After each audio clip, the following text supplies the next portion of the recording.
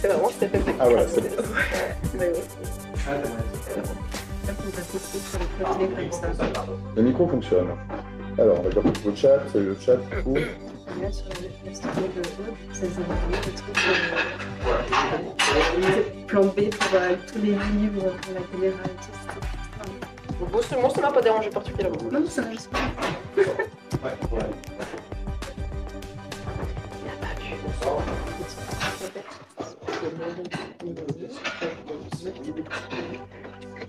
Ah oui, j'ai vu, je l'ai vu aussi.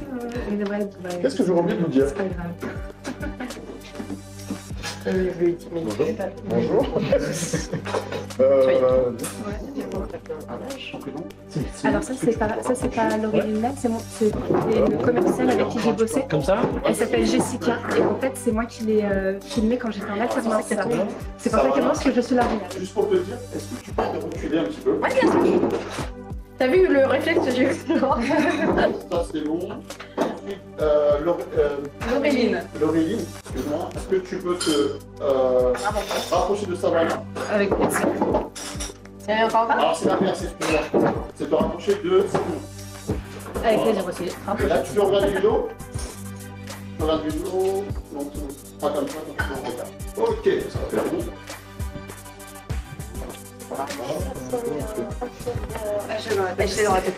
Je te jure, c'est un gros en vrai. Ouais. C'est moi la première fois que je l'ai vu la chanson. Les micros sont pas allumés. Les micros sont pas allumés. C'est comme Maniac, c'est un gros. Ouais. Maniac, c'est un vrai gros.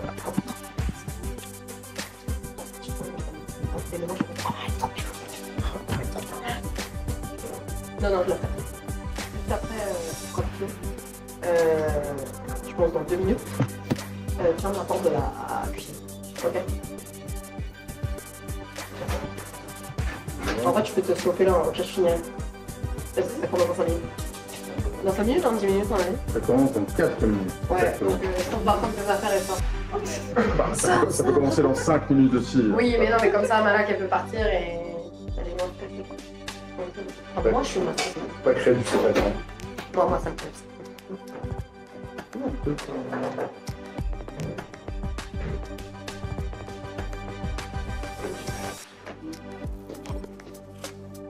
Bon, le chat.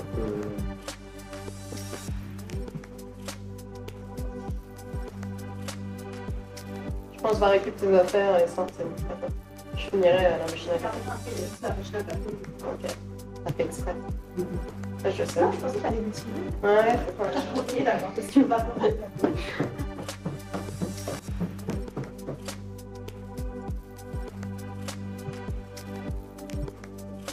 Ah oui, et juste que tu saches, il y aura des petits bruits à toutes les 20 minutes, c'est ma machine à glaçons. D'accord. Voilà. Non mais juste que vous ne dites pas c'est quoi. Mais non, mais tu l'expliqueras. Ma machine à glaçons, et là pour vous dire. Il y a déjà oui et Julo qui sont arrivés sur le chat. Oui. Oui. 8. Ah oui. Oui. Oui. Juste un autre. Ouais, c'est bon.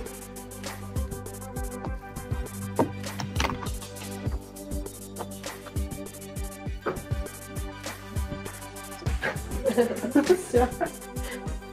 Mais ça, j'avais celle-là et j'avais un tag. Je regarde la perso. Avec la main, j'ai écouté l'album. Et je l'ai fait direct. Bonsoir. Oui, j'ai fermé.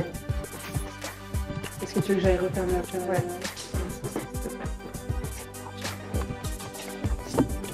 Ferme bien parce qu'on sait jamais. Ok, bon, allez, Inch'Allah, je le voudrais. On y va? Tout doucement? Attends, attention.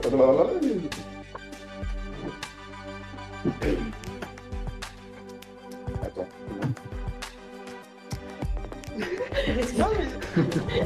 Ça va, c'est la dernière épreuve avant les vacances. Et le chat t'entend. C'est pas sympa. Juste au départ, demandeur si quand vous prenez le micro, est-ce que c'est bon au niveau du son, est-ce que vous entendez? Ouais, Voilà. c'est ça. C'est pas un mix, c'est bien, d'accord? Prenez déjà, on peut déjà prendre votre micro. On y va quand vous voulez, les amis. Bon, allez, caméra. Personne ne se voit. Là, je lance. Allez, go.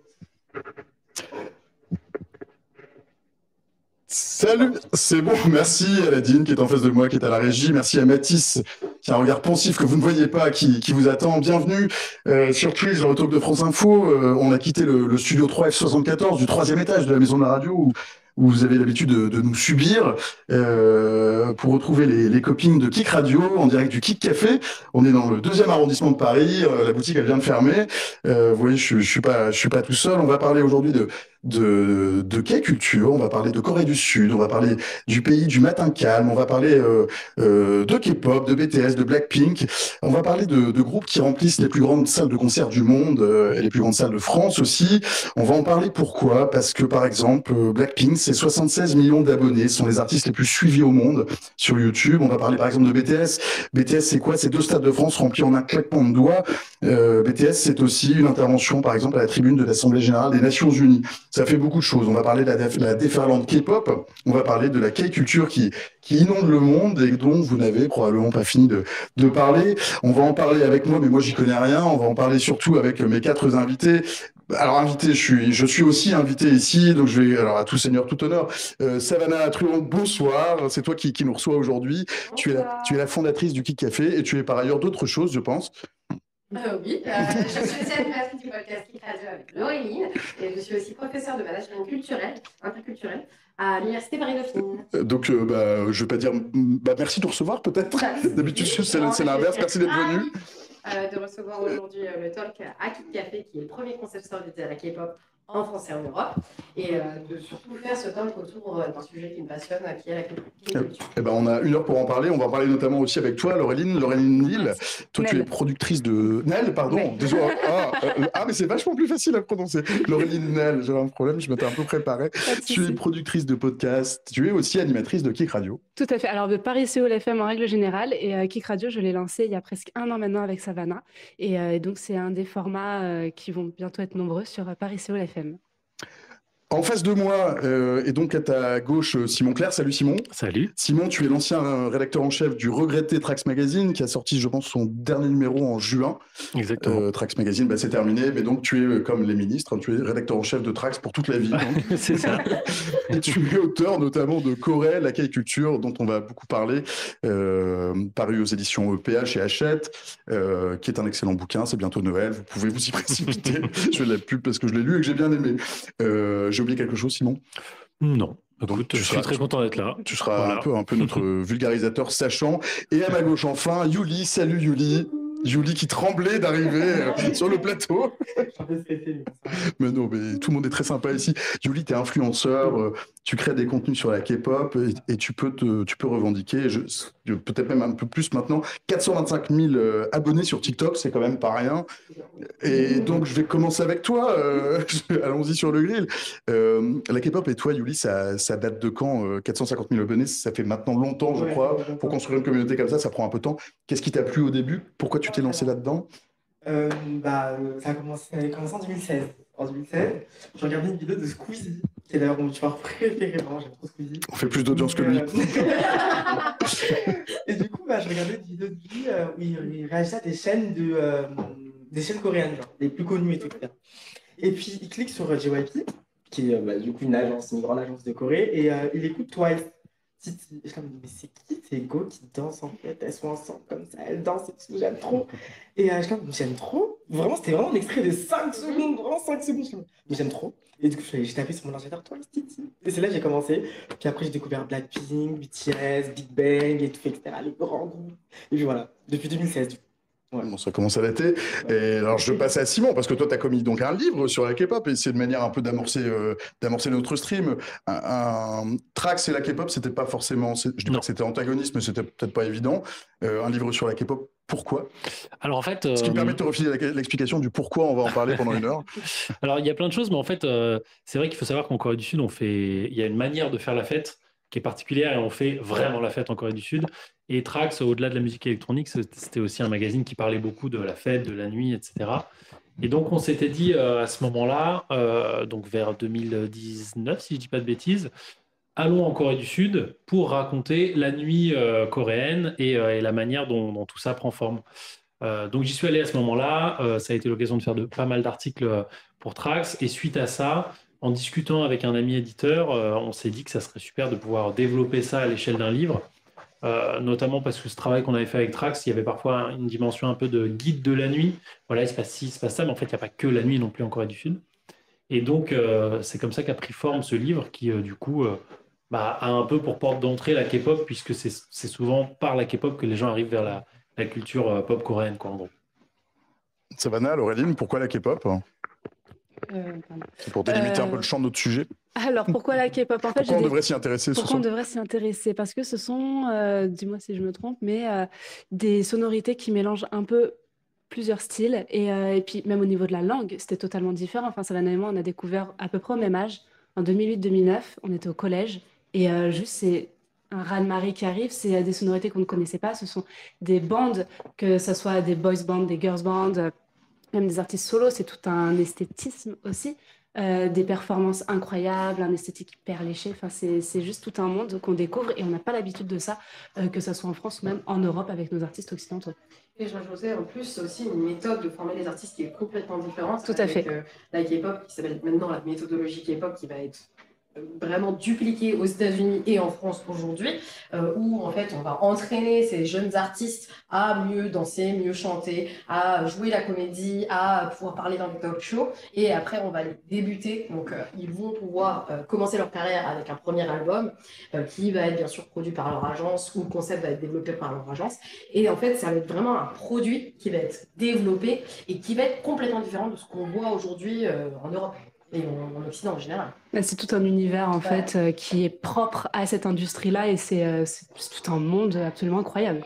Dans le chat, il y a Mary Wynott qui nous dit rester à la télévision, mais on a très envie d'être sur Twitch. Restons sur Twitch.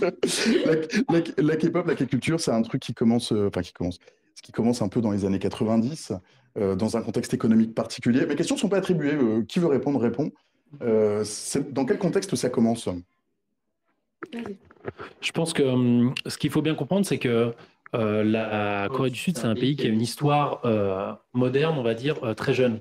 C'est-à-dire qu'il y a eu une guerre qui a été très importante dans les années 50 et que c'est à partir de là que le pays commence, on va dire, à s'ouvrir à une sorte de modernité, mais ça va prendre du temps.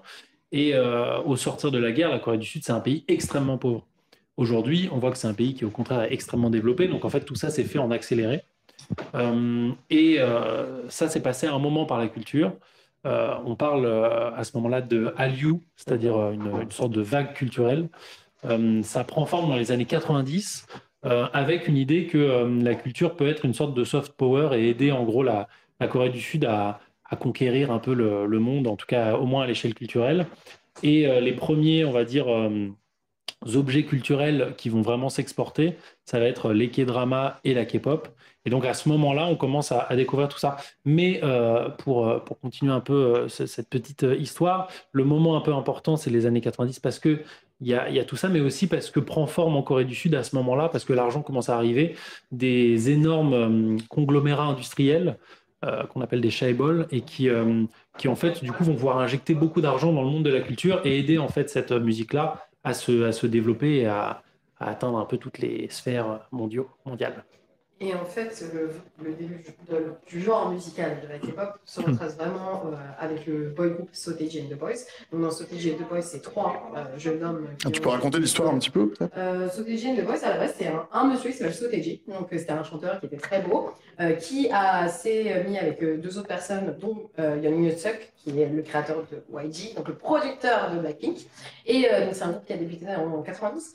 Et en fait, c'était vraiment nouveau en Corée du Sud parce que c'est le premier groupe à avoir fait du hip-hop, à chanter et à danser sur scène. Donc à l'époque, en fait, dans la culture coréenne et dans la musique coréenne, il y avait principalement des chanteurs de ballades ou des chanteurs de trot, mais c'était pas vraiment ce concept d'idol de superstar un peu comme nous on l'a eu dans les années 90, un peu genre Ricky Martin, tu vois, où en fait on allait avoir des fans qui... J'aurais pas pensé tout de suite à Ricky Martin, c'est rigolo.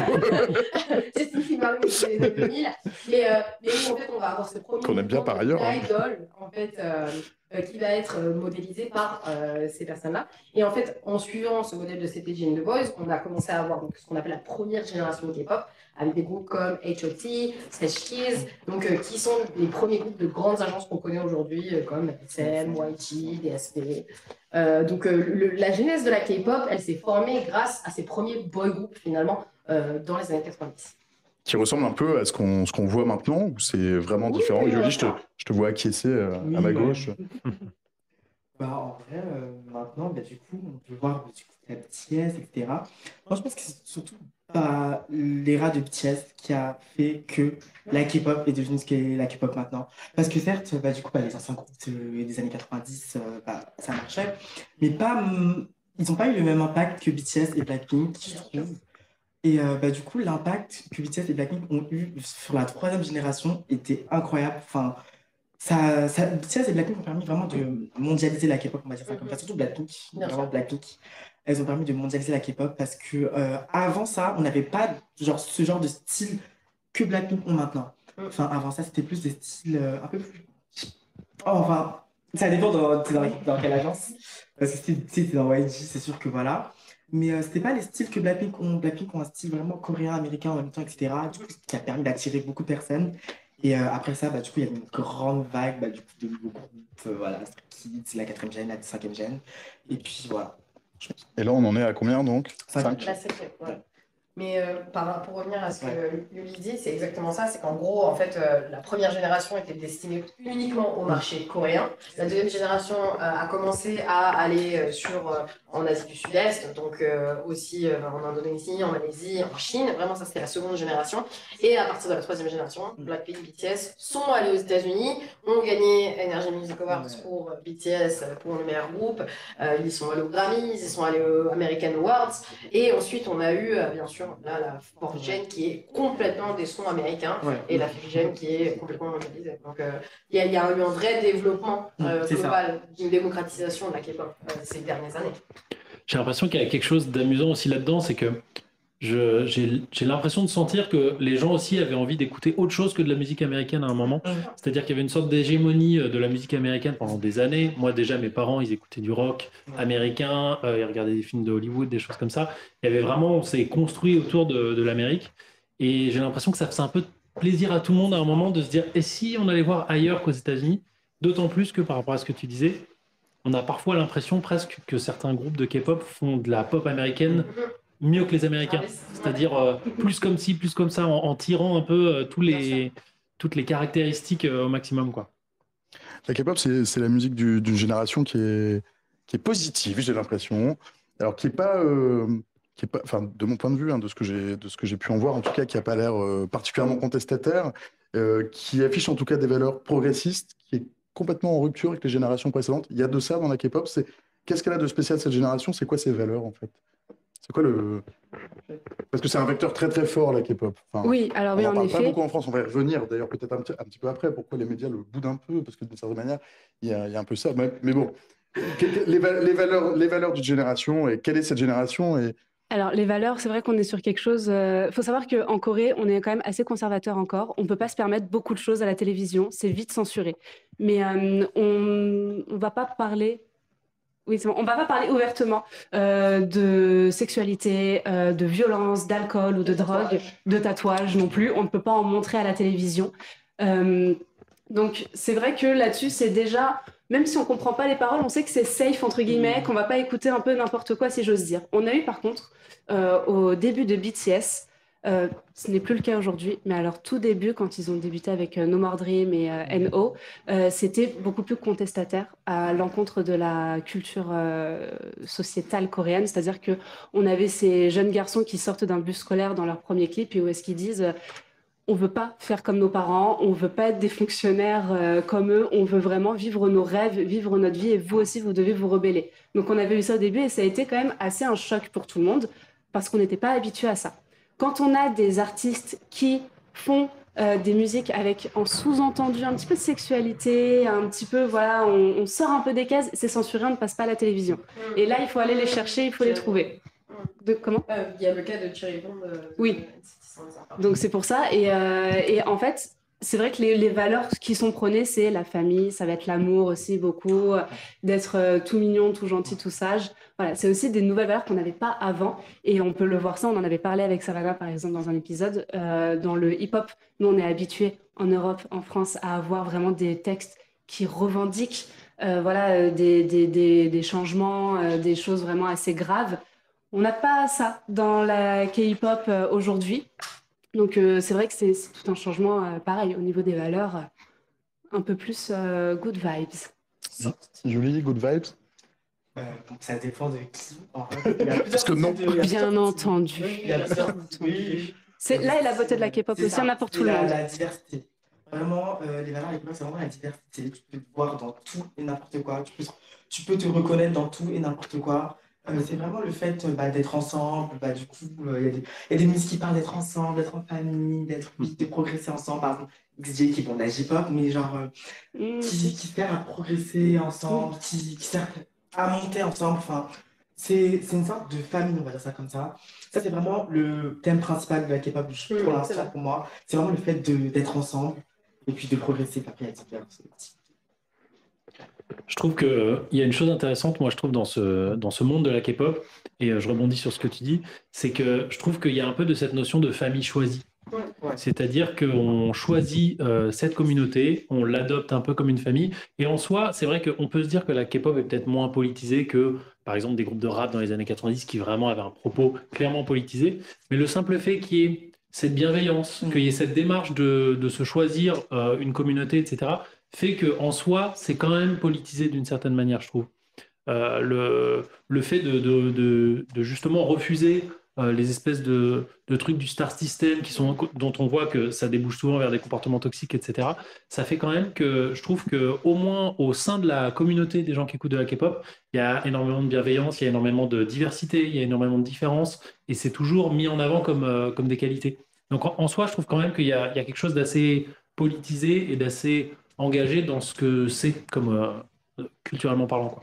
Mais par rapport à toutes ces valeurs positives finalement et de bienveillance, en fait, beaucoup de gens qui écoutent de la K-pop, notamment en France, hein, vraiment, disent, mais en fait, moi, je cherchais quelque chose de différent de ce qui était disponible aujourd'hui dans l'univers musical français.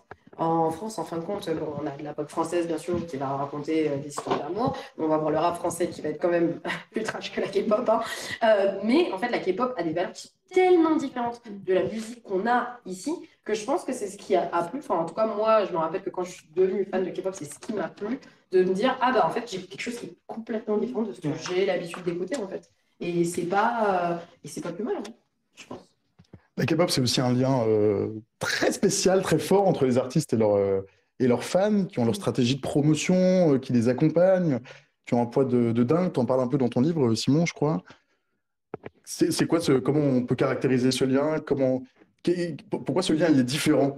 En France, t'as une fanbase, mais qui n'a pas vraiment de lien direct avec son idole. Ou là, si, il y a un truc un peu en écho, j'ai l'impression, leur fanbase les accompagne, font leur promotion.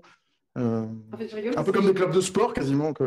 c'est ce que j'allais dire. En fait, c'est drôle parce qu'en fait, beaucoup de gens ne voient pas le rapport. Enfin, c'est vraiment comme un club de sport. C'est comme des fans des ultras. Tu vois, les fans du PSG qui ont leur membership qui coûte 500 € l'année, plus qui ont l'écharpe, la veste, le maillot. C'est la même chose. Les cartes Panini, c'est la même chose. C'est exactement la même chose que des fans d'un club de foot. La manière dont tu vas supporter, tu as des fans chants. Les fans chants du PSG sont les mêmes choses que les fans chants dans un groupe de K-pop, en fait. Il faut se dire que c'est vraiment juste du fanatisme. Tu es dans une communauté qui va t'apporter énormément de bonheur. Les performances des idoles vont être la même chose que des performances de footballeurs, en fait, dans un stade. Et c'est juste qu'ils vont performer une chanson au lieu de performer un match de foot. Mais il y a vraiment ce lien qui va être très fort de se dire, moi, je te soutiens. En fait, je suis fan de toi, mais toi, tu me dois de performer bien, d'être à ton top et de donner le meilleur de toi-même quand tu seras sur scène. Et j'appelle ça un peu aussi le lien du capitalisme, parce qu'en fait, il y a cet accord tacite de moi, je paye pour avoir accès à tes concerts, avoir accès à du contenu, avoir accès à des CD, des produits exclusifs, mais toi, de ton côté, il faut toujours que tu donnes le meilleur de toi-même. Et l'idole le sait, en fait. Il y a beaucoup plus de respect en fait de la part des artistes de K-pop vis-à-vis de leur public qu'il y en a parfois avec des stars du rap américain ou des choses comme ça, qui s'en foutent un peu de leur public et qui partent du principe que c'est parce que j'ai un talent fou que tout le monde me suit, le reste, je m'en fiche, quoi. Alors qu'évidemment qu'il y a des phénomènes comme ça de fans qui jouent et les fans sont beaucoup plus récompensés, on va dire, du fait d'être fan dans la K-pop que dans la pop américaine classique, on va dire. Il y a une hit girl en ce moment qui s'appelle Jang Won-young, qui est l'égérie de Miu Miu et qui est une des plus grosses idoles aujourd'hui. C'est vraiment la next hit girl de la 4e génération, 5e génération, donc la prochaine Jennie de Blackpink. Et toutes les marques se l'arrachent, elle a tous les contrats. Et en fait, tout le monde dit d'elle que c'est la meilleure idole en fait qui existe aujourd'hui parce qu'elle fait vraiment son métier d'idole. Quand elle marche dans la rue, elle s'assure que les fans ont son angle de photo. Quand elle est dans un événement pour les fans, elle s'assure que tous les fans puissent prendre une photo d'elle dans son bon angle, qu'elle va bien performer, qu'elle a toujours le sourire, qu'elle est toujours au top en fait, parce qu'elle prend son métier très au sérieux. Et les fans sont récompensés finalement. Puis il y a une certaine pression du coup pour eux là-dessus et il y a certains fans qui sont au taquet et ne laissent rien passer. Ah ouais. Et même les agences font tout pour qu'ils soient parfaits. En fait, c'est vraiment une image, c'est-à-dire que ça doit être les parfaits petits copains ou les parfaites petites copines, les amis qu'on veut avoir, les beaux-fils ou les belles-filles aussi des familles. C'est toute une pression là-dessus et ils jouent le jeu à merveille. En vrai, ça fait partie du contrat. Et puis moi j'ai l'impression que en fait les groupes de K-pop les stars de K-pop sont très reconnaissants envers leurs fans. Enfin, à chaque concert, vous allez bien, est-ce que tout le monde va bien dans le public, etc. Moi, vraiment quand ils m'ont dit ça pendant les Stray Kids, pendant le Latamita, mais je vais bien, oh my God, merci. Genre, en fait ils pensent vraiment, genre ils pensent beaucoup à nous, ils sont beaucoup une sécurité, vraiment. En fait il y a un lien qui est créé entre nous. Ouais. On ne sait pas du tout, on Le s'attache, fan service. mais il y a vraiment un lien qui est. Voilà, le fan service, c'est exactement ça. Ouais. C'est vraiment le fan service. On est attachés, et puis on se reconnaît dans certains idoles, on se reconnaît dans les gens. Du coup, on est en mode, mais du coup, c'est mon ami, mais de moi, mais voilà. Genre, il y a une certaine reconnaissance, il y a un certain lien entre nous. Voilà. Je vais faire mon journaliste un peu relou, mais ils y sont un peu contraints, non? Non. Non, Ah, non, je pose la question. Non, pour Non. moi, ouais, Je pose en la fait, question. je pense que c'est sa vision en France de se dire ah oui, mais en fait, ils sont obligés. Mais en fait, personne ne les oblige à être là. Hein, c'est un métier, c'est un Et métier puis, comme un autre. comme le disait Savannah, en fait, ils font un apprentissage, c'est-à-dire qu'ils deviennent ce qu'on appelle dans le jargon trainee, donc c'est des stagiaires dans des labels. Alors écoute, tu me fais ma transition formidable. Merci d'exister. Écoute, avec dans ma vie. plaisir. Parce que justement, j'allais dire, la K-pop, c'est de ce que j'en ai lu, en tout cas, c'est un univers qui est super compétitif, avec des gagnants, des perdants, mais comme dans toutes les industries musicales, Bien sûr, Bien sûr. il n'y a pas de problème avec ça, mais voilà, c'est une industrie avec des modes de fonctionnement, des méthodes assez érodées. Simon, t'écrivais dans ton livre, être une star de la K-pop, ça se mérite. Quelqu'un peut peut-être raconter comment on recrute, comment on forme ces gens-là, Let's go. à quel âge, comment ça se passe, ce sont des process quand même un peu particuliers qui, Oui. parce qu'on dit souvent, c'est ouais, mais les boys bands, en Europe, on les a fait de cette manière-là. Pas tout à fait. Enfin, pas à ce point-là, j'ai Alors, pas à ce l'impression. point-là. C'est-à-dire que nous, j'avoue que je suis pas du tout de la génération des 2B3 et compagnie, tout ça, mais en fait, les boys bands et les girls bands, Pourquoi tu me pas... regardes comme ça? Non, mais peut-être Moi, oui. que tu connais. Mais parce que nous, on a vraiment cette image des artistes qui débutent en groupe ensemble, c'est-à-dire qu'ils se connaissent depuis la maternelle, Ouais. depuis la primaire ou le collège, et ils ont commencé un petit peu dans un garage. Et en fait, pas du tout. C'est-à-dire qu'ils sont vraiment choisis. On va passer des auditions, souvent à un âge assez jeune. 11-12 ans, Voilà, généralement. c'est ça ce que j'allais dire. Lisa, par exemple, Ouais, de mais Blackpink, plutôt, elle a commencé vers 11 ans. Et ensuite, ils vont être repérés par des agences et ils vont rentrer en tant que trainee, en tant que stagiaire dans ces labels-là pendant plusieurs années, plus ou moins longtemps. Les durées raccourcissent un petit peu plus. Mais la moyenne, c'est 3 ans. Voilà, et après, ensuite, on va les mettre sur le devant de la scène et il va y avoir toute une promotion. Donc, c'est ce que je disais, c'est qu'en fait, quand on rentre en training, c'est vraiment, on signe pour ça, pour être à fond pour les fans, pour se dédier à son métier d'idol et d'être à fond. Donc, ça ne les dérange pas d'être pris tout le temps en photo, d'être tout le temps arrivé dans la rue. Ça peut devenir C'est un relou, métier. mais c'est leur métier, ils l'ont choisi. C'est pour ça que je fais souvent le parallèle avec des athlètes ou des footballeurs. En fait, c'est la même chose que les centres de formation de foot en France. En fait, c'est des gens qui vont faire sport-études, sauf que leur sport, ça va être La devenir musique. idol. Et en fait, nous, en France, on a ce système de sport-études à partir de 11-12 ans, où en fait, la moitié de la journée, tu as entraînement de foot et l'autre moitié, tu as tes cours normaux de collège. Eux, c'est exactement pareil, sauf que la moitié de la journée, tu as cours d'acting, cours de japonais, cours de chant, cours de danse, cours de diction, cours d'anglais, cours d'histoire, de politique. Et en fait, ils vont avoir vraiment des cours spécifiques. C'est des gens qui sont entraînés pour pouvoir donner le meilleur d'eux-mêmes. Parce qu'après, ils savent qu'à la clé, tu gagnes des millions, en fait. Aujourd'hui, on parle de gens comme BTS ou comme EXO ou comme Blackpink qui sont multimillionnaires. Donc, il y a ça aussi qui a à gagner. La formation, on la paye, je crois. Non, alors, Alors, ça va être le même système. j'ai peut-être mal compris. Parce que C'est le même système que les geishas au Japon. Donc en gros, les geishas au Japon, mais enfin dans l'ère de Gion, donc il y a un moment. C'est en C'était gros, quand, ça c'est en gros il y a 200 ans. Long time ago. Il y a 200 ans. Comment ça se passe? En gros, on les forme, d'accord? On considère que la maison ou le producteur, là, en l'occurrence dans la K-pop, l'agence, va payer tous les cours. D'accord? Tous les cours, la nourriture, les transports, le dortoir, exactement. Et ça, en fait, en sachant que si ça se trouve, il y aura un retour sur investissement. Si à la fin, le trainee débute, donc en gros, il doit payer une dette. Donc toute cette dette, c'est les cours, les frais que l'agence aura avancés. Si le trainee ne débute pas, soit ils effacent la dette en se disant, on part d'un commun accord, moi je t'ai entraîné, mais finalement, tu n'es pas un investissement que je veux débuter. Dans ce cas-là, on part d'un commun accord. Soit sinon, vraiment, le trainee doit rembourser la dette. C'est pour ça que souvent, en fait, les trainees ne sont pas payés après avoir débuté. Exactement. Les seules agences qui payent leurs trainees le jour où ils ont débuté, c'est YG, SM, JYP et maintenant Hybe. Ce qu'on appelle Qui sont les les Big Big Four. Four. Les quatre plus grosses agences de musique. Mais en effet, on a eu beaucoup de personnes, d'idoles, qui même se sont arrêtées avant d'avoir pu rembourser leurs dettes parce qu'ils n'y arrivaient tout simplement pas. Exactement. Mais pareil, on est au courant de ça quand on débute. Quand on commence notre formation, on est au courant de ça, c'est le risque à prendre. Mais comme dit Savannah, c'est un retour sur investissement à avoir pour tous les frais avancés. Mais comme pour le foot, en fait. Au foot, c'est pas les clubs qui payent le sport-études, mais par contre, c'est le club qui va payer le transfert, qui va payer le prêt. Enfin, il y a quand même cet investissement qui est fait sur les joueurs. Voilà. Alors, on va pas y passer 10 ans parce que c'est pas le. Ouais, exactement. Non, j'arrivais sur un autre truc. Parce que ce n'est pas l'endroit. Et puis, et surtout, on avait envie de parler de la K-pop de manière positive. Cependant, il y a un côté un peu plus noir, mais probablement comme dans toutes les industries, les grosses industries qui brassent beaucoup, beaucoup de sous. Il y a eu une vague de suicides à un moment. Tu veux pas me lancer sur ça? Alors, c'est l'occasion. Non, écoute, je te lance sur ça. C'est l'occasion peut-être de me dire non. Non, arrêtez. La France aime trop parler de ça, mais ce n'est pas un cas. S'il vous plaît. Ah ben voilà, en gros, en fait, nous, défends-le. on a fait tout un sujet dans un Défends-le. podcast Non, de Geek Radio. mais oui, mais je te raconte. Non, mais pour expliquer, si tu veux, dans la mesure. Moi, la K-pop, je m'y suis intéressé parce que le sujet m'intéressait et j'avais envie de faire un stream dessus. Après, c'est un sujet que je connais pas bien, mais effectivement, comme un journaliste français de 38 ans généraliste, en fait, tout de suite, le sujet qui m'est venu, c'est aussi le suicide, alors que c'est peut-être complètement imbécile, mais n'empêche que ça m'est venu quand même. Donc il y a une raison. Je comprends. Alors, que tu peux peut-être expliquer. Oui. pour revenir sur le sujet, en fait, Parce que je veux pas être le seul. on a fait tout un sujet sur Geek Radio, donc dans notre Et podcast, après, on sur parlera des scandales politico-sexuels. le fait que la médiatisation de la K-pop est problématique, et une des raisons, en France particulièrement.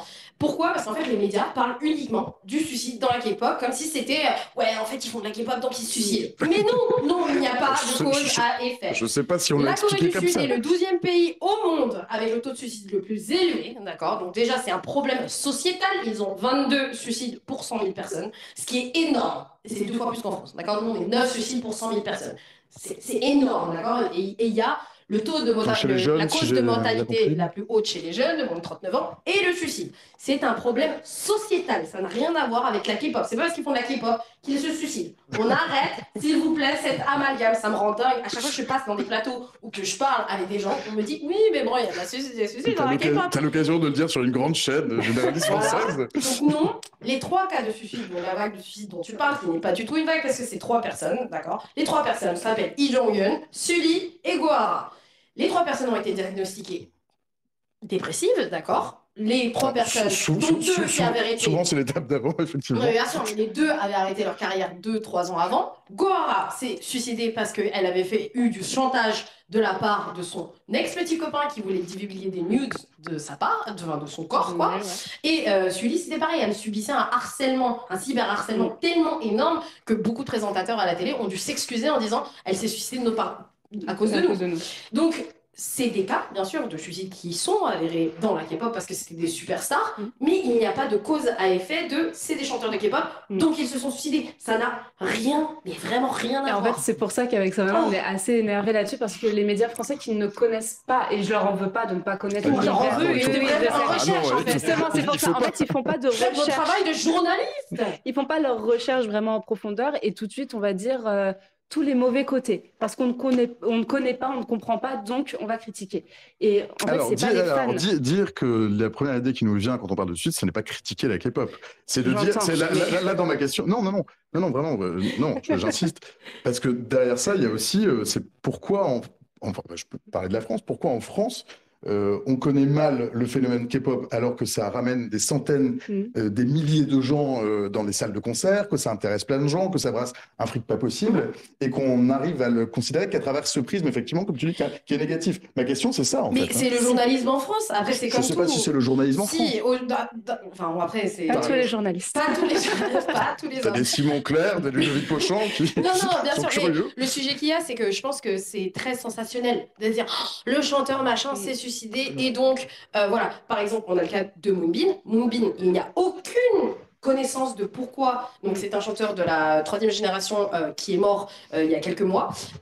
Et en fait, tous les journalistes français ont dit c'est un suicide. Sauf qu'il n'y a mais vraiment aucune information. Si ça se trouve, il est mort d'un arrêt cardiaque parce que X raison, on ne sait pas. Mais tu sais pas pourquoi tous les journalistes français ont écrit que c'était un suicide, alors qu'il n'y a aucune information dans les médias coréens sur sa mort, en fait.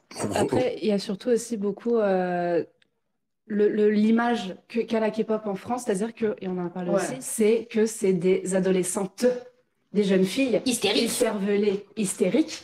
Donc le phénomène des groupies des grosses fans et tout ça, et en fait juste Et on sait ce qu'on met derrière le mot hystérique, bien voilà, sûr. exactement. Et en fait, c'est juste des petites adolescentes écervelées qui sont tellement fans qu'elles ne voient pas tous les mauvais côtés. Mais en fait, si tout le monde est au courant, et justement, les agences, déjà, c'est pas un fait que toutes les idoles se suicident, pas du tout, mais les agences, déjà, travaillent beaucoup plus dessus, sur l'accompagnement au niveau psychologique de la santé mentale des idoles.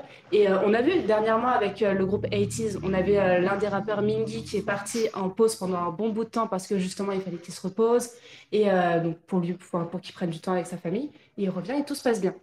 Donc ça change. Mais je pense, et c'est ce on en avait conclu, les médias aiment bien dire que les fans sont un petit peu débiles et un peu écervelés parce que ce sont des adolescents. Et je pense qu'aussi, il y a cette... en fait, en France... Donc un peu de dédain, et un peu de misogynie. Et en France, de... on n'aime pas le fanatisme. Tu regardes, on n'aime pas les fans de Johnny, on n'aime pas les ultras du PSG, on n'aime pas tout ce qui a trait à la culture de fans. Tu vois, quand on va parler des fans de jeux vidéo, tout le monde va les dépeindre comme les mecs dans leur chambre, les geeks qui sortent pas.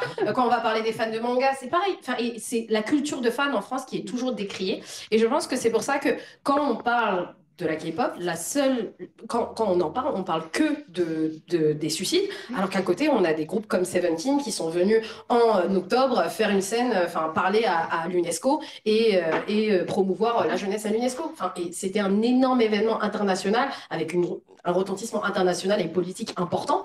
Personne n'en a parlé dans les journaux. Personne. Et pourtant, c'était hyper important et c'est fou qu'un groupe de K-pop ait pu avoir ce retentissement international à l'UNESCO et parler d'une cause aussi importante. Mais non, on n'en a pas parlé. On a Ishtar dans le chat qui nous dit personnellement... Salut Ishtar, qui dit personnellement j'ai beaucoup de mal avec la K-culture à cause de tous les mauvais côtés de l'industrie et des groupies un peu trop énervantes pour moi. Ishtar. Voilà. Mais je trouve ça très bien d'en parler pour en découvrir davantage sur le sujet. Une communauté qui est très bienveillante. Non mais il n'y a pas de souci, c'est bien de s'interroger aussi, mais c'est tout un univers, comme on disait, et il faut aller regarder, aller chercher. Mais il y a tellement de vulgarisation aujourd'hui, on le voit, il y a beaucoup de vulgarisation, c'est accessible. C'est accessible, on peut faire un rattrapage de 30 ans de musique K-pop ou de K-culture. C'est assez facile et il faut juste se mettre dedans. Il y avait des petits trucs rigolos, moi que j'avais relevé. Il y avait le problème du service militaire pour les mecs. Oui. Tu parlais des pauses, tu peux en parler peut-être? J'ai trouvé ça saisissant parce que le service militaire existe toujours en Corée du Sud. On est évidemment pas très loin de la Corée du Nord. Voilà, c'est toujours un pays en guerre officiellement. Et donc il y a le service militaire qui est toujours obligatoire pour les hommes. C'est 30 ans. le maximum, 28 ou 30 ans. 30 ans. Et donc, ils partent pour 18 mois à peu près, et c'est une obligation. Personne n'est exempté, à part, si je ne dis pas de bêtises, les musiciens de musique classique, qui eux n'ont pas l'obligation d'y aller, mais sinon, tout le monde. Et doit si le tu faire. gagnes une médaille. Et si tu gagnes une médaille. Et sinon, tout le monde est obligé de le faire. Et c'est le problème qu'on a avec les groupes de garçons, les boys groups, où quand ils partent au service militaire, c'est pas tous en même temps. C'est un petit peu comme ça. Donc, on se retrouve vite pendant 5 ans sans activité. Et il y a tellement de nouveaux groupes qui arrivent qu'on les oublie. BTS. Ça fait trop mal. Oui. BTS qui ramène quand même 7% du PIB de la Corée. C'est 7% Eh ben, du PIB. c'est énorme. Et en fait, juste, qu'est-ce qui va se passer quand ils vont partir tous pour le service Ils sont militaire? tous là-bas. Là, ça y est, ils sont tous partis, je suis désolée. Mais en effet, il y a eu, est-ce qu'on va les exempter de service militaire? Il y a une loi qui est passée pour dire qu'ils ont un petit peu plus de temps encore en civil avant de pouvoir partir. Mais c'est en effet, c'est pas un problème en soi, puisque c'est l'obligation. Voilà, le pays est officiellement encore en guerre. Mais au niveau économique des agences et même du pays en règle générale, ça pose un petit souci. L'agriculture, c'est, donc on a vu, c'est la musique, on va en reparler, hein. C'est du cinoche, c'est aussi de la mode, du maquillage. C'est un pays passionné par la mode, la Corée du Sud. Alors là, je suis moins calée sur la mode pour le coup. C'est une entrée un peu. Non, mais sans être non plus un expert, mais je pense que l'engouement pour la K-pop et pour les dramas aussi de manière générale fait que, parce que les gens sont curieux, on a eu envie de découvrir un peu tout ce qui va autour et ça fait que il y a à la fois eu la mode, il y a eu la cuisine, il y a plein de choses comme ça qui ont commencé à devenir de plus en plus, gros. Et je pense que ça va aussi avec une chose qui est plutôt une bonne chose aussi, c'est que en Europe, on apprend à mieux connaître l'Asie aussi, qui est quand même un continent qu'on connaissait trop peu. Et par exemple, si on prend sur le cas de la cuisine, pendant longtemps, on parlait de restaurants asiatiques. Si voilà, tout ça, c'est tout la même chose. Après, on a appris à apprendre ce que c'était que des sushis, ce que c'était que de la cuisine thaïlandaise, etc. Il y a un engouement pour les ramen depuis quelques années. Voilà, maintenant, l'étape suivante, c'est un peu la Corée du Sud. Et je trouve ça super de voir qu'on apprend progressivement à différencier un peu tout ça et à rentrer dans le détail. Et donc, c'est quelque chose qui se retrouve à l'échelle de la mode, à l'échelle de la cuisine, à l'échelle des séries, du cinéma, etc. Et par rapport à la mode, aujourd'hui, en fait, on peut voir que la plupart des plus grandes égéries de marques de luxe en Europe, par rapport à des grosses marques comme Chanel ou Dior, ça va être des idoles de K-pop. On a le cas de Blackpink qui sont égéries pour Chanel, Dior, Yves Saint Laurent et Céline. On a le cas pour des groupes comme Rise qui sont juste, des nouveaux groupes. Enfin, Rise, ils ont débuté il y a 3 mois, ils sont déjà égéries Louis Vuitton. En fait, on a de plus en plus un parti pris de choisir des personnalités coréennes pour représenter des marques européennes. Pourquoi? Parce qu'aujourd'hui, le pays qui dépense le plus dans le luxe, c'est la Corée du Sud. C'est les plus gros les Coréens sont les plus gros dépensiers dans le luxe européen. Les amis, je vous propose de faire une pause d'1 minute. Aladine, c'est 1 minute. Vous restez avec nous, bien sûr. On change, on relance la cam. Vous ne bougez pas, on n'arrête pas le stream. Il y a juste, pendant 1 minute, vous n'aurez pas d'image.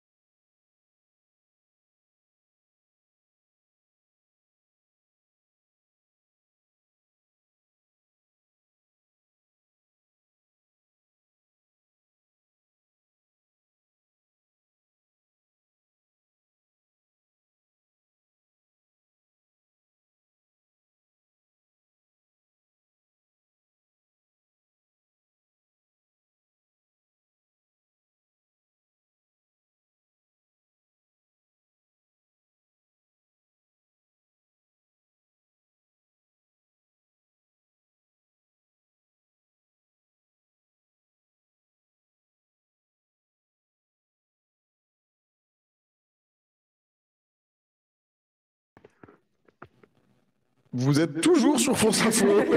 On est toujours dans le 2e arrondissement de Paris. Les invités sont toujours là, ils n'ont pas fui. Ils vont peut-être fuir parce qu'on pourrait parler, par exemple, du scandale du Burning Sun. Qu'est-ce qui veut me parler du scandale du Burning Sun? Allez, vas-y, j'y vais. Allez, go. J'y vais. Donc, le Burning Sun. Donc, c'était. Salut Ishtar, merci d'être toujours là. Salut Elisa Disney, salut, bienvenue. Salut Clara Loulette et salut Pepperpot75 qui nous dit les invités du talk parlent avec passion. C'est sympa de t'avoir. Pardon. Merci à tous ceux du chat. Du coup, donc le Burning Sun, c'était une boîte de nuit très très populaire qui a été ouverte par un idol de K-pop qui s'appelle Seungri et qui faisait partie de Big Bang, qui était un des très très grands groupes de la seconde génération, très très populaire, voilà, avec beaucoup de power. Si je puis dire. C'était les BTS de Exactement. 2008 à 2013. Voilà. D'accord. Et donc, lui, il a ouvert ce grand établissement, voilà, très hype, très populaire et tout ça. Et on apprend qu'il y a eu un énorme scandale, à savoir de la vente de drogue, de la vente même, voire d'êtres humains, de jeunes femmes qui ont été prostituées. Il y a eu aussi des, je sais pas si on peut dire le mot, mais des viols qui ont été commis avec ce qu'on appelle des Si on peut dire le rooms, mot. qui en fait c'était des groupes des chats, en fait des groupes de Messenger où plusieurs idoles se refilaient un petit peu des vidéos, voilà, de ces crimes, et donc ils ont tous été jugés et enfin plus ou moins sévèrement, Plus ou moins. disons. Et c'est là où ils aiment bien aussi, quand il y a un scandale, et tiens, c'est le temps de faire ton service militaire, chérie, vas-y. Donc voilà, ça a été un énorme scandale dans le milieu de la musique, puisque ça a été plusieurs idoles, mais de grands idoles qui ont été vraiment mais dans la sauce, comme on dit aujourd'hui, quoi. Ça a été horrible. On en parle encore maintenant, c'est bon, c'est un épisode qui s'est... On a refermé ce dossier. Alors, Seungri a été, je crois qu'il y a eu appel il n'y a pas longtemps, un an de prison, quelque chose comme ça. Le sujet a été clôturé, en fait, je pense, parce que ça va très vite dans la K-pop, dans le sens où, en fait, beaucoup de choses vont très vite. Il y a plein de comebacks, il y a plein de nouveaux artistes, il y a plein de nouvelles chansons qui arrivent toutes les semaines. Donc, c'est passé vite, je dirais.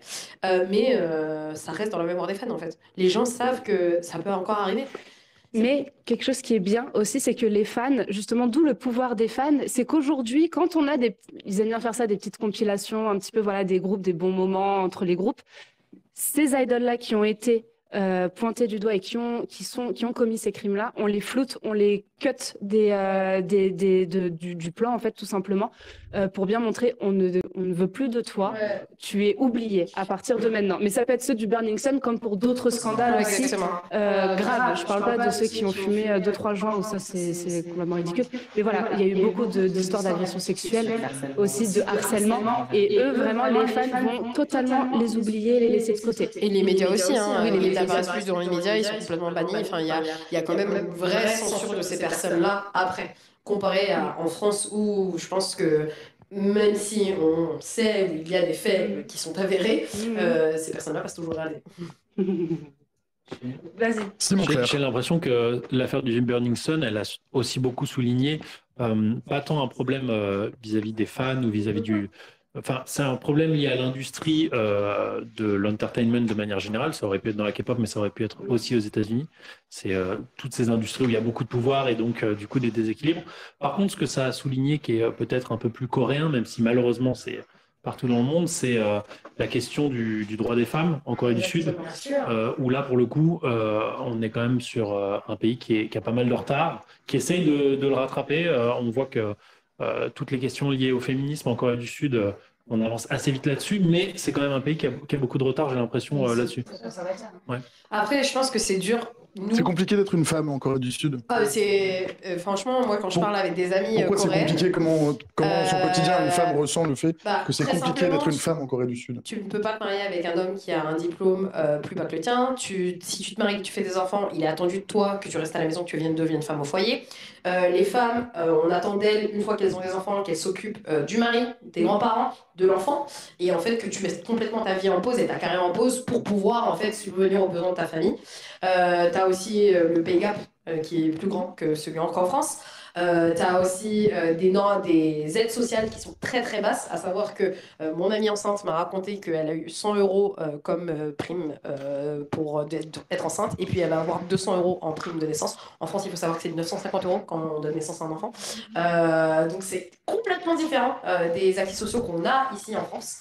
Et aussi, il y a tous ces non-dits où en fait la femme doit être servie par rapport à l'homme, qui en fait découlent de leur culture confucianiste. Il y a un livre qui montre ça super bien, qui s'appelle Kim Ji-young, né en 1982. Oui, je l'ai lu, il est génial. Qui est un livre, qui est le premier livre féministe de la Corée du Sud, où en fait c'est une femme qui raconte son histoire et l'histoire de plein d'autres femmes, en fait, et où on voit un peu ce lien de cette servitude qui est complètement sous-jacente et taboue et dont on parle pas et dont personne ne se rend compte en fait.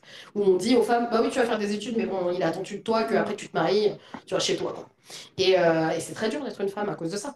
Et il y avait eu aussi ce phénomène à un moment donné où c'était surtout les fans coréens, où on voyait des artistes féminines, surtout qui lisaient des livres féministes, qui prônaient le féminisme, et en fait on les a cancel. Ah ouais. On a déchiré leurs posters, on a jeté les CD, les albums, on a déchiré les photocards, et en disant je ne veux plus être fan de cette personne-là parce qu'elle est féministe et que le féminisme, je suis pas bien. Parce que voilà, c'est encore un pays hyper patriarcal. Et il y a cette idée aussi que, en Corée du Sud, il y a un vrai mouvement masculiniste qui n'existe pas aujourd'hui en France. Oui, c'était un peu ma question. Ce n'est pas générationnel. Non, c'est pas du tout générationnel. C'est vraiment sociétal. Il y a un mouvement masculiniste. Et ce mouvement masculiniste, les fondements sont le fait que la Corée du Sud est un pays confucianiste et donc que le fondement de ce pays est la famille et que chacun a un rôle défini dans la famille. C'est pas du tout ce que la K-pop donne à voir pourtant. Ah non, alors pas du tout. Hein. Surtout que là, maintenant, la K-pop, c'est beaucoup plus les femmes, le power Exactement. et tout. Exactement. Et même aussi dans les dramas, on représente pas ça. Mais après, maintenant, ils savent que ça s'exporte de plus en plus aussi, donc on veut montrer voilà, quelque chose de positif. Mais on est au courant qu'il y a énormément de misogynie. Il y avait eu le mouvement aussi des molkas, c'était ça. Donc c'était des caméras qui étaient mises dans des WC ou des cabines d'essayage et où en fait on filmait les femmes à leur insu. Et après c'était posté sur Internet. Et juste, les femmes vivaient dans une terreur absolue de se retrouver nues sur Internet. Ça change un peu ou c'est pire? À vous entendre, c'est pire en fait. Que c'est comment dire, que c'est cristallisé, que c'est fixé. Je pense que comme Simon l'a dit, il y a un mouvement féministe qui se développe énormément. Et en fait, je pense que aussi, nous, le problème, c'est qu'on voit ça avec nos yeux de français. Tu vois, là, on est en train de discuter, on est français, on vit dans un pays d'acquis sociaux. D'Europe occidentale. D'Europe occidentale. Nous, on a plein d'acquis sociaux qui sont super pour les femmes depuis des années. Je pense que c'est difficile pour nous de juger de est-ce que c'est développé ou pas et est-ce que ça change dans un pays qui parle d'acquis sociaux et où, depuis, en fin de compte, 20 ans. C'est, moi, encore, là, récemment, j'étais en Corée du Sud il n'y a pas longtemps, il y a encore des gens avec l'homosexualité, c'est Satan. J'étais en Corée il y a 2 semaines, hein. Il y avait vraiment des gens avec des énormes pancartes en mode l'homosexualité, c'est Satan. Pour LGBTQ, c'est pas cool en Corée. Mais non. Et c'est un pays vraiment fermé. C'est pour ça que je pense que c'est difficile de nous de voir ça dans notre prisme européen, français, eurocentrique, tu vois, et de juger. Ça n'a rien à voir avec une autre culture. Mais du coup, j'imagine aussi que certaines stars de la K-pop, notamment du côté des femmes, incarnent à leur manière une forme d'émancipation pour les autres femmes, c'est-à-dire des femmes puissantes qui ont des publics énormes, etc. Et j'imagine, vous m'arrêtez si je dis des bêtises, mais j'imagine que le gros progrès qui fera énormément de bien à la K-pop quand ça arrivera, et je pense qu'on n'y est pas encore malheureusement, c'est quand des femmes géreront les agences. Ça finira par arriver un jour, en tout cas j'espère. Mais j'ai l'impression qu'on est encore très loin et c'est vrai qu'on parlait des agences qui sont quand même extrêmement importantes pour comprendre le monde de la K-pop parce que c'est vraiment là que tout se noue. Ça reste quand même toujours géré par des hommes avec que des hommes qui travaillent dedans, ou en tout cas de ce que j'ai compris. Même du coup, dans le monde de la K-pop, la femme beaucoup joué sur son physique. Ça c'est hyper grave. Vraiment tout le temps. Faut que la femme soit comme ça, elle soit mince, avec des faussettes, Bref, les hommes se permettent de juger les femmes en fonction de ton bias. Moi, je bias elle, est-ce qu'elle est comme ça? Et puis, en fait, le physique, c'est vraiment important, surtout pour la femme en Corée, par rapport aux autres, etc. Et ça, c'est vraiment qui m'énerve vraiment. Je comprends pas. Par exemple, je vais être un peu de poids, on va parce que t'as pris un peu de poids. Et pourquoi elle a pris du poids? Mais elle est un peu grosse. C'est pas une obsession, j'ai l'impression, sur le poids. Une obsession sur le poids, vraiment, ça c'est hyper grave. Du coup, chaque que sur les femmes, pas sur les hommes. Que sur les femmes. Que sur les femmes. Les femmes, elles doivent être comme ça, les femmes, elles doivent être comme ci. Les trainees, elles sont pesées carrément. Genre chaque semaine, ou un truc comme ça. Elles sont pesées pour voir si elles ont grossi. Elles doivent faire des régimes excessifs. vraiment les grands régimes. Par exemple, il y a Momo Twice qui faisait un régime et c'était quoi? Manger un glaçon pendant une semaine. Guys, vraiment, attendez. Donc, je se rendait compte à quel point c'est grave et à quel point, bah, du coup, c'est comme ça qu'on imagine la femme. Enfin, voilà. Elle devait manger un glaçon pendant une semaine et elle a expliqué pendant une interview qu'elle a cru qu'elle allait mourir à chaque jour. Elle a cru qu'elle allait dormir et jamais se réveiller. Genre. Et du coup, bah, je me suis dit, ça va à ce point-là, ce régime-là. Enfin, voilà. Ils ont vraiment une idéologie physique de la femme qui m'énerve, personnellement. Oui. Je me suis un peu basé sur ton livre, Simon, pour construire un peu ma trame. Et à la fin, tu as un peu des insolites. Alors, je vais très mal le prononcer, je vais avoir un peu ridicule. C'est quoi le mukbang? Oh, waouh. Oh Alors, c'est une. Ah, vas-y, allez, vous pourrez en parler tous les deux. Tu veux y aller? Ok. Bah, moi, je regarde beaucoup de vidéos de mukbang. En gros, mukbang, c'est vraiment, tu te filmes et bah, tu manges pendant que tu filmes. Ça peut être bah, des mukbangs ASMR, enfin, tu manges du poulet frit, etc. Tu fais du bruit. Enfin, moi, j'aime bien. Vraiment, j'aime beaucoup. Moi, ça m'aide à dormir, des fois. Vraiment, tu te filmes et tu manges. Et voilà. Vraiment, il y a des versions ASMR et tout en mode. Il y a un peu de solitude parfaite. C'est ça, exactement. C'est Exactement. des gens qui mangent seuls devant leur écran, mais derrière leur écran, bah, il y a personne. aussi des gens seuls Ouais, c'est ça. Qui mangent. qui regardent et qui mangent potentiellement, et ça donne l'impression De manger avec partager quelqu'un. quelque chose. Et il y a aussi cette idée dans la diet culture en Corée, parce que bah, Yuli l'a super bien expliqué, en fait, beaucoup d'idoles, ou beaucoup de femmes en général, doivent faire des régimes très stricts en Corée du Sud pour rester minces, parce que l'image est très importante. Et beaucoup de femmes disent qu'en fait, elles regardent des mukbangs parce que justement, elles ne mangent pas. Donc, comme si en fait, la personne qui mangeait pendant le mukbang, elle mangeait pour elle. genre. Et ça, c'est un fait qui est souvent raconté dans des interviews par des idoles. On est d'accord que c'est des sommes, comment dire, c'est une accumulation colossale de bouffe sur une table. Il faut se représenter, on peut pas passer, pour des tas de raisons de droit notamment, on peut pas vous passer de vidéos là, mais enfin, vous irez C'est voir. assez impressionnant, ça. C'est- Ça sort de la bouche, là, tout coule partout, etc. Alors pour continuer, donc Tintin au pays de la Corée du Sud, c'est moi. La Corée du Sud, c'est le seul pays au monde à utiliser des baguettes fabriquées en métal. Oui. Pourquoi? Ah, moi je sais. Moi je sais, et je vais dire ma science. Ça remonte à il y a très très longtemps, c'est parce que ça peut détecter le poison. Tout simplement, ça s'oxyde. Et donc, dès que ça rentre en contact avec la nourriture, si c'est empoisonné, ça change tout de suite de couleur. Et c'est pour ça qu'on utilise ce genre de baguette. Donc tu es en train doctement d'expliquer qu'il y a une grande tradition de l'empoisonnement en Corée du Sud. C'était ça en fait avec les empereurs, tout simplement. Le poison a toujours existé. Et en fait, c'était pour éviter de mourir en mangeant. Je continue mon tour du monde des lieux communs qu'on ne connaît pas trop. Un Coréen, une Coréenne peut avoir 3 âges différents. Alors, donc, de base, quand un enfant naît, il a 1 an. On n'a qu'1 heure, hein, donc il faut... Oui.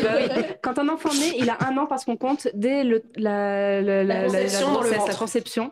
Donc, quand il naît, il n'a pas 9 mois, mais directement 1 an. Et à chaque nouvelle année, à chaque 1er janvier, on rajoute encore 1 an. Donc, en effet, ils ont enlevé cet Ça, âge c'est l'âge coréen. coréen en fait. Et en gros, après, il y a l'âge international, donc notre âge comme nous, par rapport au calendrier qu'on a, grégorien, julien. Je crois. Et on a un autre âge en fait, qui est le fait que la majorité par exemple, c'est quand t'es dans l'année de tes 19 ans. Tu vois, par exemple, quand toi, tu as 18 ans, tu es majeur, en fait, il faut que tu aies 19 ans, donc que tu sois dans l'année de tes 19 ans pour pouvoir boire de l'alcool. Parce qu'on compte en fait l'âge du 1er janvier au 31 aussi. Donc c'est aussi cet âge-là qui compte par rapport à l'année en fait. La Corée du Sud, c'est aussi l'une des nations qui dort le moins au monde. 7h41 en Corée du Sud, en France c'est 8h33, en Chine c'est 9h. Oh. Les Coréennes et les Coréens du Sud ne dorment pas. Parce qu'ils travaillent beaucoup. C'est surtout ça. Ils ont ils allaient passer une loi, ou ils l'ont passé, je crois, pour pouvoir légaliser les, je crois, 60 heures par semaine de travail. Tout à fait. Alors, Avant, en fait, c'était 52. C'est un pays où on travaille beaucoup. Enfin, c'était ça. En fait, Ma question mais- sérieuse sous-jacente, c'est un pays où on travaille beaucoup. C'est pas un pays, c'est un pays où on travaille beaucoup, mais la productivité, Voilà, par c'est ce exemple, que en France, j'allais va être dire. plus grande parce que c'est un grand pays de présentéisme.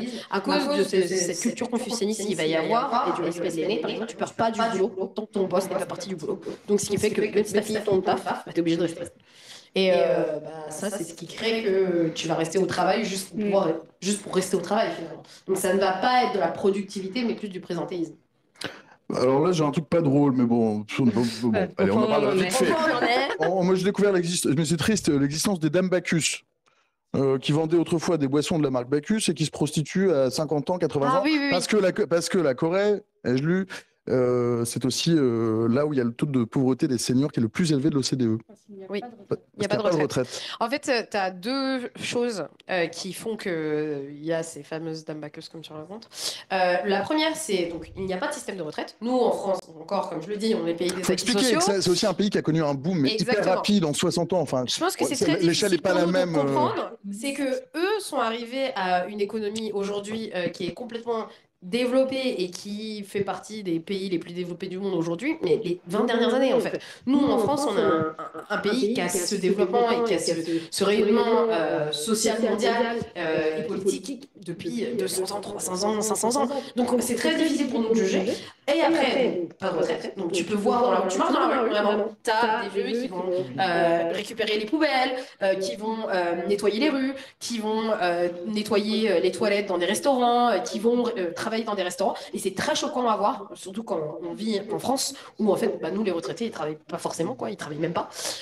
Et d'un autre côté, tu as aussi une autre raison, c'est qu'en fait, la Corée est un pays qui a une population qui est très vieillissante. Une grosse partie de la population a entre 35 et 65 ans, et ça ne fait que augmenter. Et donc, en fait, on a très peu de jeunes. Tu vas en Corée, tu vois pas d'enfants. C'est très perturbant, ça aussi. La Corée, c'est un pays où on picole. Ah oui, dans les K-dramas. Bah, dans les K-dramas, je suis désolé, mais je vois que ça vraiment. Ça, parce que dans les dramas, ils boivent tout le Ah temps. oui, dans les K-dramas tout le temps, soju plus bière, ou soju, on va là-bas, vraiment, ils sont toujours dans les bars, etc. Franchement, je pense que c'est un truc qui est ancré dans la culture de boire beaucoup, enfin, de beaucoup boire, enfin, d'être invité dans les. Ouais, c'est ça, c'est ça, c'est ça. Mais vraiment, c'est ça, exactement. En Corée, si tu bois pas, t'es vraiment mal vu. Nous, ils font beaucoup d'émissions où on boit beaucoup d'alcool, où ils sont complètement torchés, c'est très drôle, mais tu n'as pas ce message comme nous on a, l'alcool est à boire avec Modération. modération. Il y a pas Consommer de avec message. modération, on est sur le service public. Il n'y a pas ça, il y a pas. Limite, buvez, hein, buvez. Donc il y a pas mal, je pense, de problèmes d'alcool dans le pays. Et, pardon, vas-y. Il y a une chose aussi à rappeler, là on parlait du soju, si jamais les gens ne voient pas ce que c'est un alcool alors ça tire à différents degrés. C'est un des alcools les plus vendus au monde, je crois. En fait, ce qui se passe avec le soju, c'est que c'est considéré comme un spiritueux. Et à l'échelle des spiritueux, c'est le spiritueux le plus vendu au monde. C'est-à-dire que devant le whisky, la tequila, le rhum, etc. Après, ça se nuance parce que c'est moins fort. C'est 16%. Voilà, c'est 16%, mais c'est considéré comme un spiritueux. Mais effectivement, il y a une culture du soju. Et en général, quand on voit des films coréens, par exemple, ce que les gens boivent, c'est du soju. C'est une chose qu'on boit dans Et il y a une raison à ça, c'est parce qu'en fait, donc, le seul moment où tu peux socialiser avec tes supérieurs, où il n'y a pas en fin de compte de hiérarchie, ça va être ces moments-là où tu vas boire de l'alcool avec des aînés, avec ton manager. Et c'est à ce moment-là où en fait tu vas parler. Tu sais, nous en France, on va avoir la pause café, le petit-déj, le déjeuner. En fait, ce moment-là où tu vas pouvoir parler avec tes collègues. Là-bas, durant la journée, ils vont pas parler avec leurs collègues. Ça va être vraiment le soir, après le travail, où il va y avoir les dîners d'entreprise. Et on boit beaucoup parce qu'on boit aussi très vite. Et Ouais. il y a plein de règles dans les manières dont on boit en Corée du Sud, notamment quand il y a des supérieurs ou des personnes plus âgées qui sont là. Et il y a beaucoup de culture de porter un toast. Et si par exemple là, imaginons, je suis la personne la plus vieille ou le supérieur, etc. Si je lève mon verre et que je porte un toast, tout le monde est obligé de boire. La question est pas de savoir si vous voulez pas. C'est ça. 19h passées de 2 minutes dans le 2e arrondissement de Paris en direct du Kik Café. Vous écoutez toujours et vous regardez toujours France Info. Aladine me dit quelque chose. Qu'est-ce qu'il y a? Faut que je vous regarde là. Salut le chat, désolé. J'ai 3 caméras en face de ma tronche. J'avais promis que je vous lâcherai à l'heure. Il est bientôt 19h03. Donc c'est le mot de la fin si vous voulez bien. Et je suis désolé de vous quitter. Pourquoi on aime tant la Corée du Sud? Et pourquoi on aime tant la K-culture? C'est ça ma question. En vrai, moi, quand j'ai découvert la K-culture, c'était vraiment un truc complètement différent de ce que j'étais de base. Enfin, par exemple, quand j'avais vu des filles en train de danser comme ça, je là, mais c'est complètement différent de ce qu'on a en France et de ce que moi j'ai l'habitude d'écouter. Enfin, voilà, c'est un truc nouveau. Et je pense que vraiment, en fait, c'est toute une culture à découvrir. Vraiment, c'est une grande culture à découvrir. Et au final, tu découvres que t'aimes ça, t'aimes ci, et t'aimes les K-dramas. Tu te rends compte que du coup, t'aimes bien, par exemple, parler de ça avec tes amis, rencontrer des amis qui écoutent ça, enfin, grâce au random, etc. Le Kik-Café. Tu te rends compte qu'au final, c'est un truc que tu partages avec les autres. Et vraiment, en fait, c'est comme une toute nouvelle culture. C'est comme si tu renaissais. Je sais pas comment on dit, mais voilà. Enfin, je sais pas, je me suis découvert dans une culture et vraiment, genre, j'ai beaucoup aimé tout ça, l'environnement. Voilà, moi, c'est pour ça que j'aime bien. Moi, dans la même idée, c'est vraiment parce que tu crées une nouvelle communauté. Simon parlait tout à l'heure de famille choisie, et en fait, tu as une nouvelle communauté, des nouveaux codes, et en fin de compte, tu rentres dans un univers qui est super beau, avec super beau, musique très bien produit, produite, pardon. Donc, pourquoi ne pas aimer des contenus culturels qui sont aussi bien faits, quoi. Merci, ça fait mal. Pareil, tout le même, c'est très différent de ce qu'on a l'habitude de voir. Avant, on avait l'American Dream, aujourd'hui, on peut presque parler de Korean Dream. Et en fait, c'est totalement dépaysant. Entre l'Europe et l'Asie, c'est complètement nouveau. Et ils ont, enfin, je vous parlais, le miracle économique, c'est un pays qui s'est développé à une rapidité incroyable. Et ils sont en avance sur beaucoup de choses, sauf le patriarcat. Mais bon, c'est un autre débat. Mais voilà, c'est totalement différent de ce qu'on a l'habitude de voir depuis qu'on est petit. Merci Auréline, cher confrère. Simon? Moi, j'aime beaucoup le fait que ça fasse effectivement découvrir l'Asie, que ça fasse découvrir aussi une nouvelle génération avec des valeurs qui sont différentes de celles des générations précédentes et qui sont parfois nous, je trouve. Et en fait, voilà, il y a un espèce de truc d'échange et de curiosité aussi dans tout ça. Et effectivement aussi, très simplement, là, il y a plein de choses qui sont très très bien dans la K-pop.